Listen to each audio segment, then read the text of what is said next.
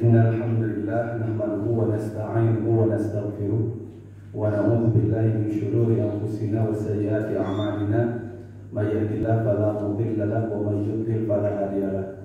Asyhadu an la ilaha illallah wahdahu la syarika lah wa asyhadu anna Muhammadan abduhu wa rasuluhu alladzi la nabiyya ba'dahu amma ba'du. Puji dan syukur kita panjatkan kepada Allah Subhanahu wa taala. Alhamdulillah pada kesempatan malam hari ini bisa bersilaturahim dengan keluarga besar Persatuan Islam DKI Jakarta.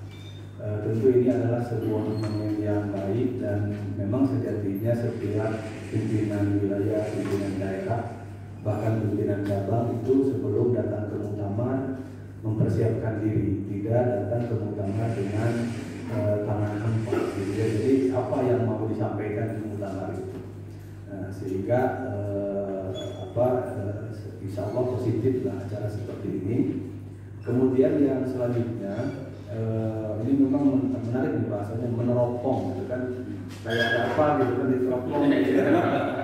Kemudian peta gitu ya, peta ini peta apa nih, peta lokasinya atau peta apanya gitu ya, atau kan kalau kita bawa sedikit perspektif politik, peta kekuatan politiknya gitu kan, itu kan biar rame gitu kan misalkan gitu ya.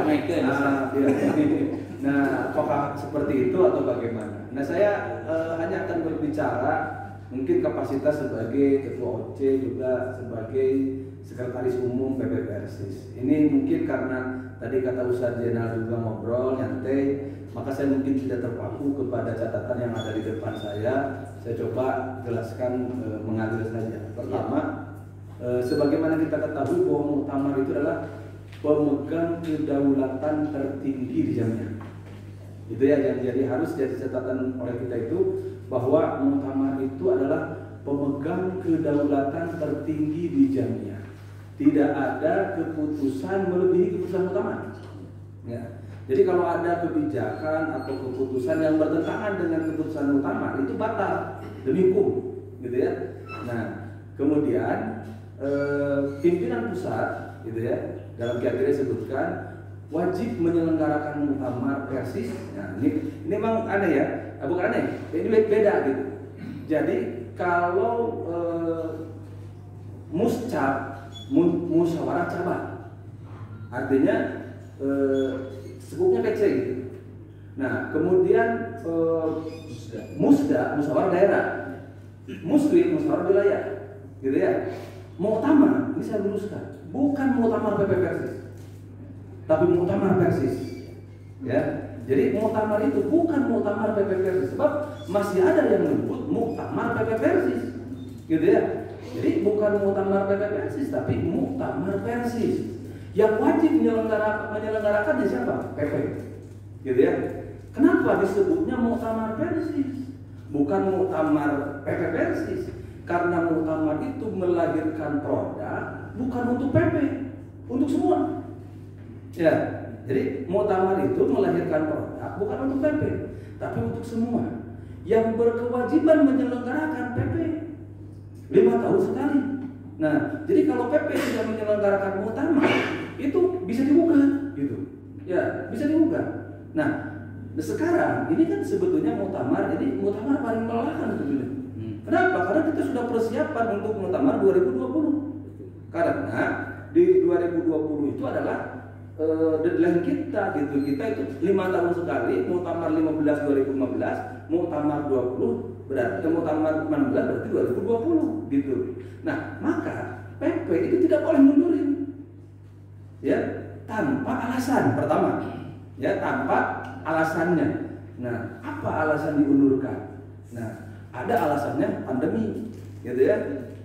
Kedua, mekanisme pengundurannya. PP tidak boleh memundurkan sebelah pihak, gitu ya. Kenapa? Karena ini bukan muktamar PP, muktamar Persis, gitu.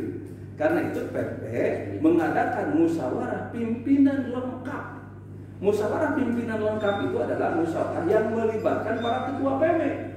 Bahkan di sana disebutkan musyawarah pimpinan lengkap yang diperluas. Kenapa? Karena kita undang sampai PD. Dan itu sampai 2 kali diadakan. Ya. Jadi Muslim yang pertama itu kita coba undur dulu sampai 2021 bulan April. Ketika itu, ya. Kenapa? Takut terlalu lama ini, gitu kan? Jadi nanti disangkanya PP apa?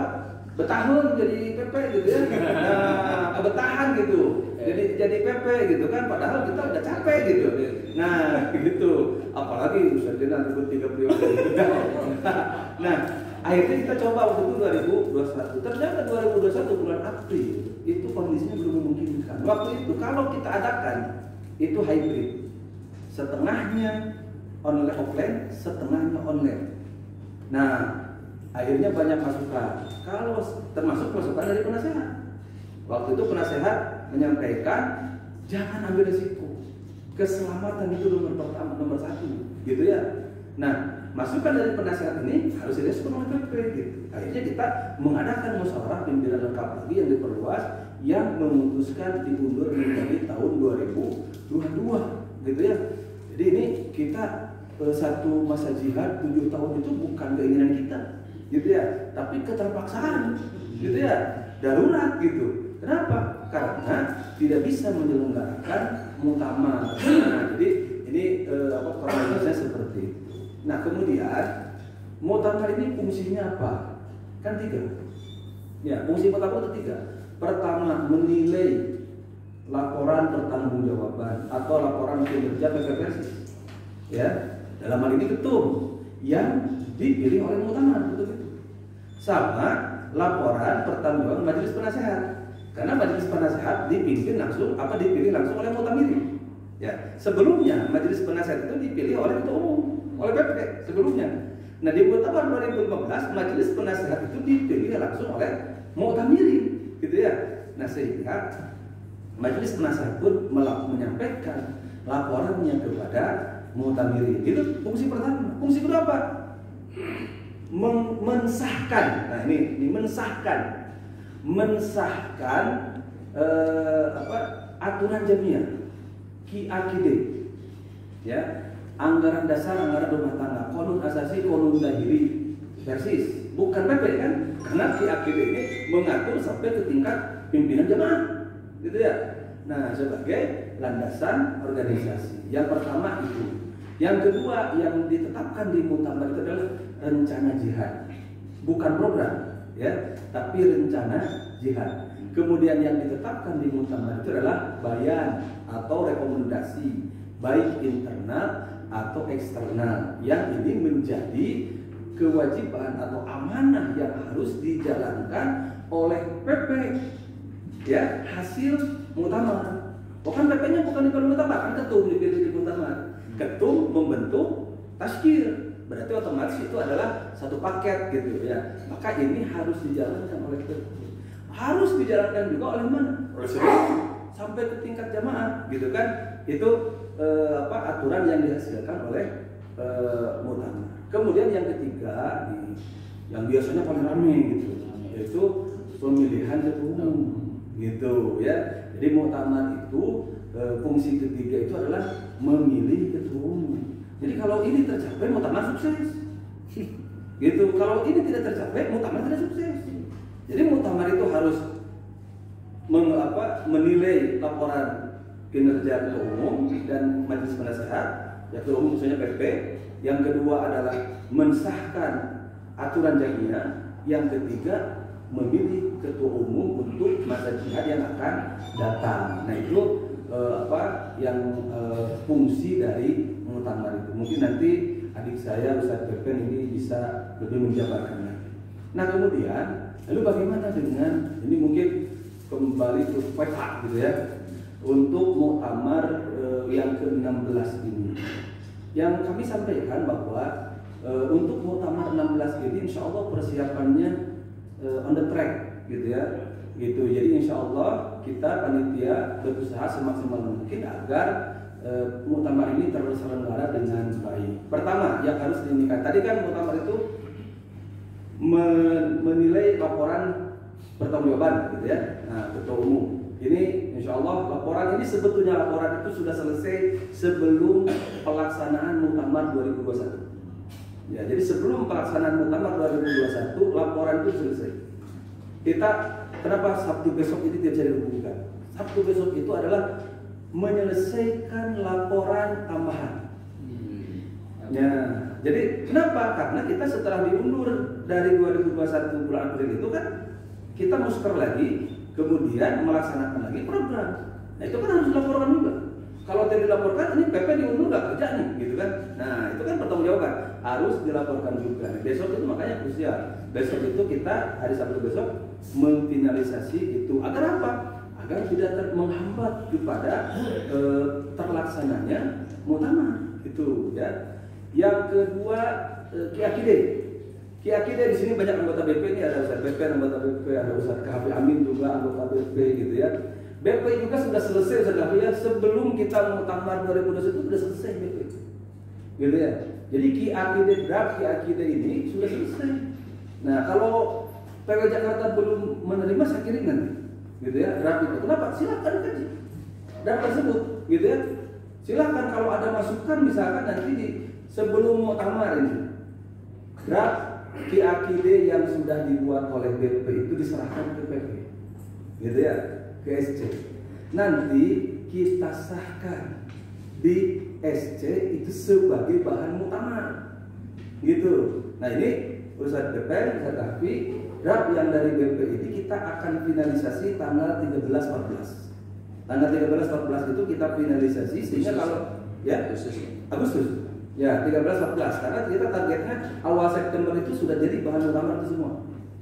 Ya, jadi awal September itu bahan muktamar itu sudah jadi semua, gitu ya. Jadi ada akhir Agustus, awal September itu sudah jadi bahan muktamar itu sehingga jangan sampai ini mau muktamar bahan-bahannya nggak ada gitu kan. Nah, jadi kita akan finalisasi tanggal 13-14 minggu depan untuk draft yang sudah selesai dibahas di BP gitu. Jadi itu ya. Jadi gini, dalam teknisnya muktamar ini kan kewajiban BP. Maka BP membentuk kepanitiaan. Kepanitiaan ini ada 3 unsur: SC, ya, steering committee atau panitia pengarah. Kedua OC, panitia pelaksana. Yang ketiga adalah BP, badan pekerja. Nah, SC itu pengarah umum, kebijakan pelaksanaan muktamar, ketua SC ketua umum, gitu ya. Nah, wakil ketua SC wakil ketua umum, gitu ya. Kemudian OC hal teknis pelaksanaan. Kemudian BP mempersiapkan bahan-bahan.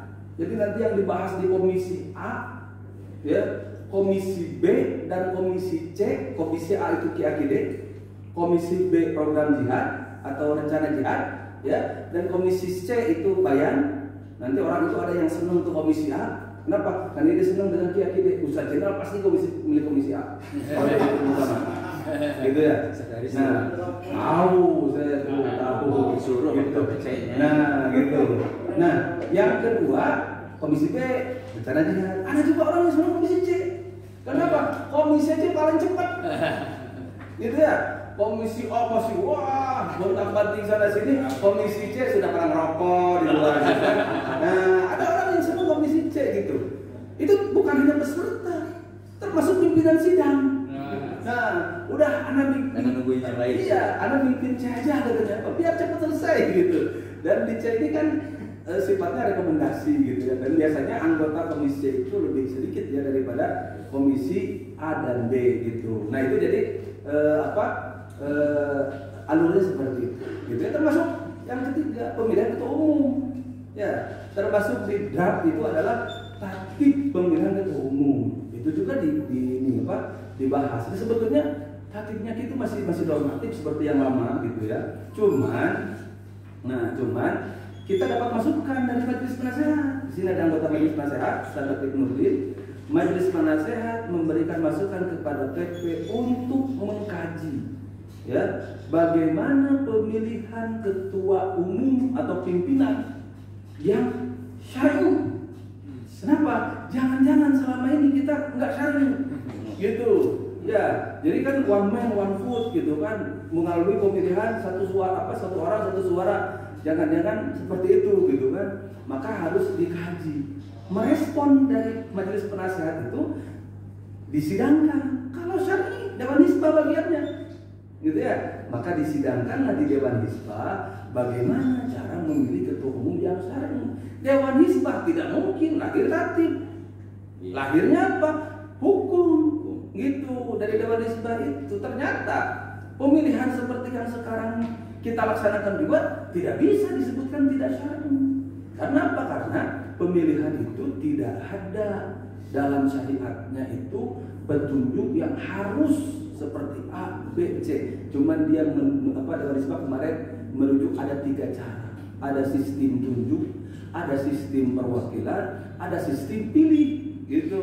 Ya. Nah, ini saya langsung ketika itu ke teman-teman DSC ini harus diterjemahkan Dewan Hizbah ini dalam bentuk tatib, gitu. Nah, maka nanti usaha DKP representasi BP juga kita undang di finalisasi itu pengesahan menjadi bahan, ya, bukan menjadi sah keyakinan, bukan. Karena yang mensahkan keyakinan itu bukan BP, tapi muktamar. Nah, ini kan sering kadang-kadang menjadi ini kok PP katanya bikin keyakinan seperti ini. Yang bikin keyakinan itu bukan PP membuat bahan.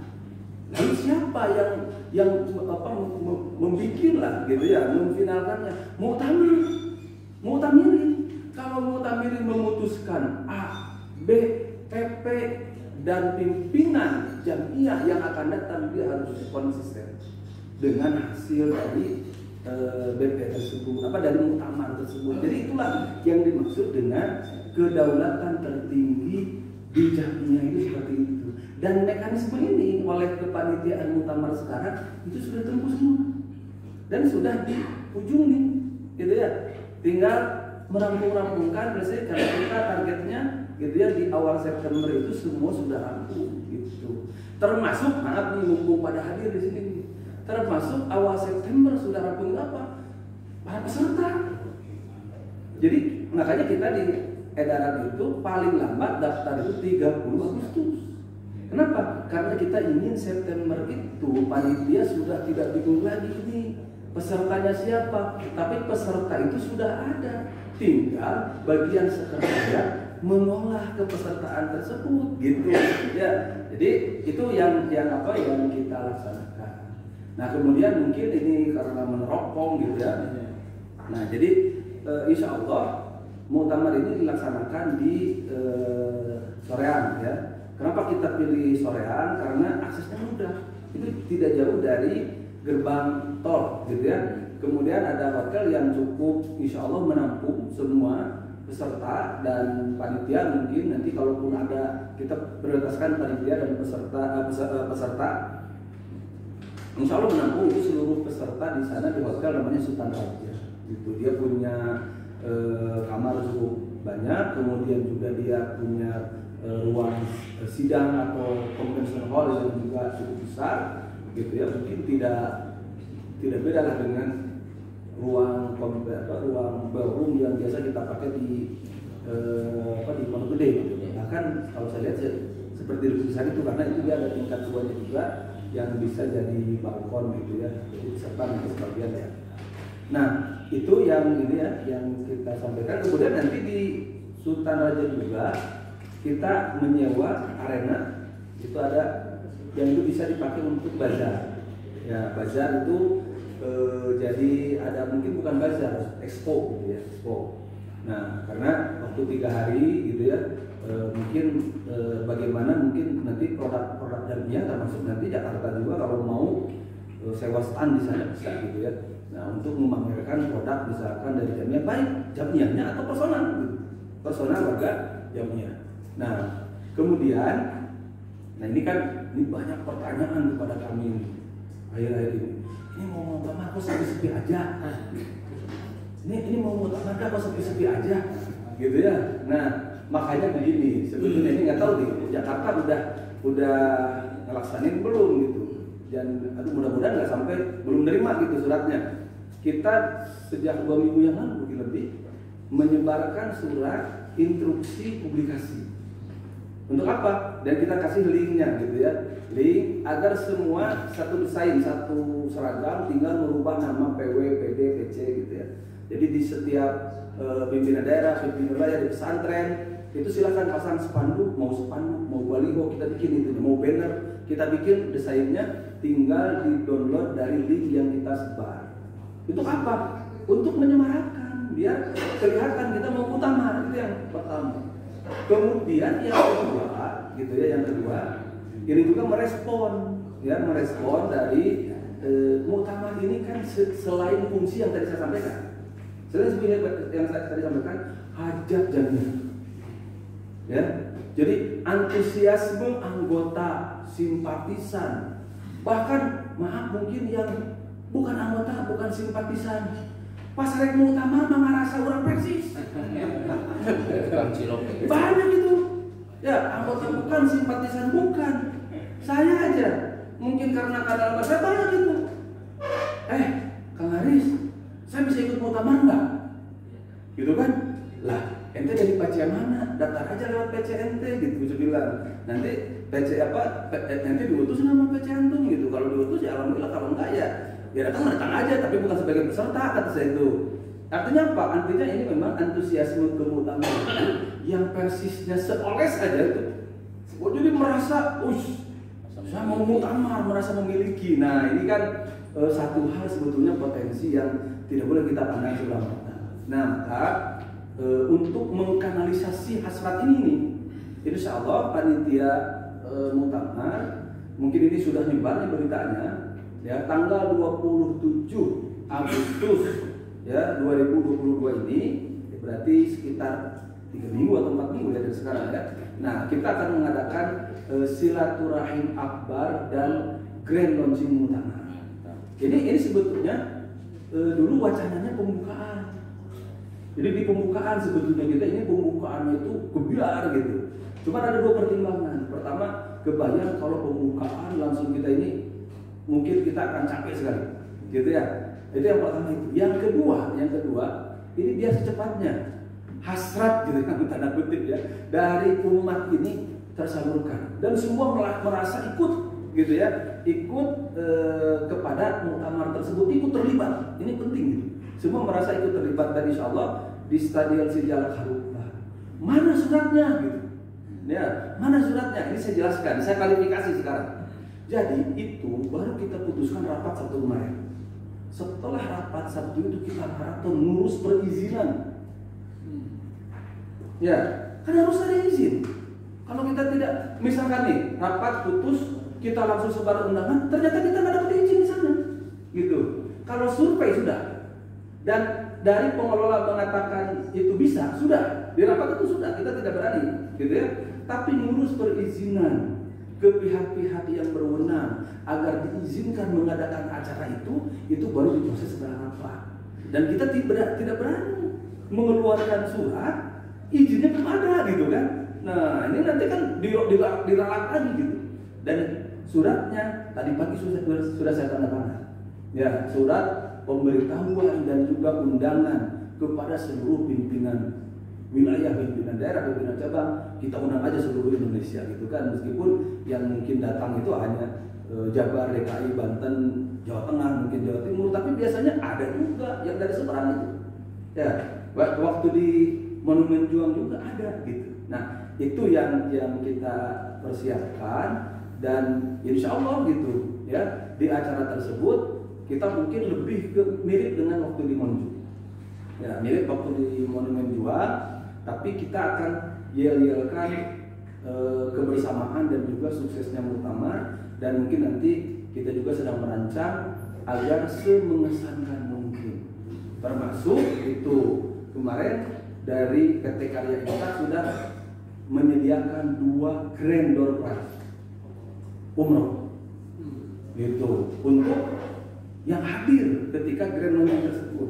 Dan kita dari panitia akan juga mencari sponsor untuk door prize lainnya, jangan hanya umroh gitu kan. Umroh kan nanti di akhir aja gitu. Nah di awal misalkan dapat pulpen, dapat buku gitu kan, terus untuk ngobatin jodohmu.